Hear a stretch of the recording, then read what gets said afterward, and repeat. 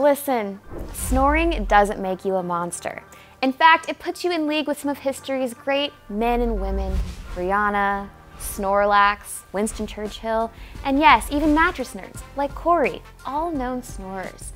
And while you may not think that snoring is a big deal, it can be disruptive to those around you, like your roommate, maybe your partner, maybe your child, and depending on the severity of your snoring, it can even be a sign of obstructive sleep apnea.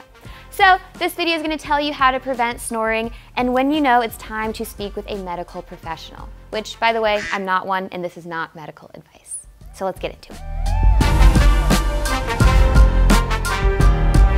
This first one's pretty straightforward. Sleeping on your back can lead to or worsen snoring in some. So we suggest you switch to a side sleeping position. If you can't or aren't willing to switch from back to side sleeping, a wedge pillow or high loft pillow can help you elevate your head to a point that might keep your sinuses clear and keep your airway open.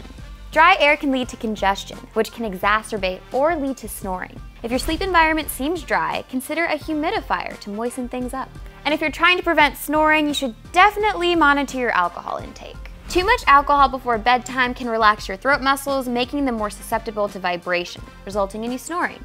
If your snoring persists despite trying some of these prevention methods, you should talk to a medical professional as you might have sleep apnea. In this case, a doctor might suggest a CPAP machine, which can alleviate the symptoms of sleep apnea. Not only might this help prevent you snoring, but also result in deeper, healthier sleep.